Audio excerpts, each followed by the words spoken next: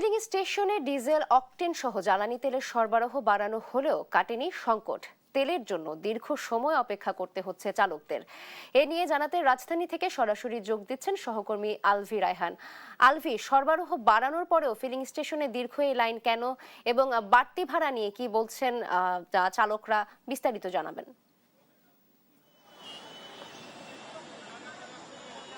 নাবিলা, এই মুহূর্তে আমি রয়েছি পরিবাগের মেঘনা ফিলিং স্টেশনে, যেখানে আসলে পিছনে যে অবস্থা সেটা দেখলে বোঝা যাচ্ছে যে এখানকার তেলের যেই সংকটের আগ মুহূর্তে যেই অবস্থা ছিল, যেখানে প্রচুর পরিমাণে জ্যাম ছিল এবং তাদের যে লম্বা লাইন যে ব্যাপারটি সেটি কিন্তু এখনও দেখা যাচ্ছে।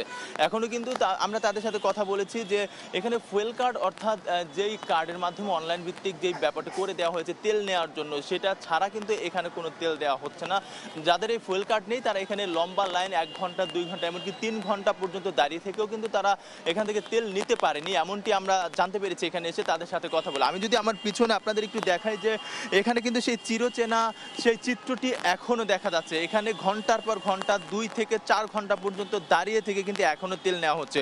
তবে এখানে সবথেকে বড় আরেকটি ব্যাপার রয়েছে যে অনলাইনের যে ফুয়েল কার্ডটি রয়েছে সেখানে কিন্তু 12 লিটার তেল দেওয়ার কথা রয়েছে, তবে এখানে তারা 12 লিটার তেল দিতে পারছেন না, কারণ তারা আমাদেরকে জানাচ্ছেন যে এখানে 1200 টাকার তেল দিচ্ছে মোটরসাইকেলে এবং কার যেগুলো রয়েছে 4 চাকা গাড়িগুলো রয়েছে সেখানে তারা 2 থেকে 3,000 টাকার তেল দিচ্ছেন, এমনটি আমাদেরকে তারা জানিয়েছেন। তবে আমরা তাদের কাছ থেকে যখন কথা বলি তারা আমাদেরকে বলেছে এখানে কোনো সংকট নেই, তবে ফুয়েল কার্ড ছাড়া এখানে তেল দেওয়া নিষেধ এবং উপরের মহল থেকে তাদের এমনটি জানিয়ে দিয়েছে বলে তারা এখানে দিচ্ছে না, এমন কথা আমাদেরকে জানিয়েছেন। তবে আমরা এখানে এসে আরো আজকে যে ভোগান্তির বড় ব্যাপারটি সেটা হচ্ছে যে সারাদিন লাইনে থেকেও, ঘন্টার পর ঘন্টা লাইনে থেকেও তারা যে এই কার্ডের কারণে এখান থেকে তেল নিতে পারছেন না, তারা এটা নিয়ে ক্ষোভ ঝাড়ছেন এবং তাদের সেই সংকটের আগের মুহূর্ত এবং এখনকার মুহূর্ত একই রয়েছে বলে তারা আমাদেরকে জানিয়েছিলেন।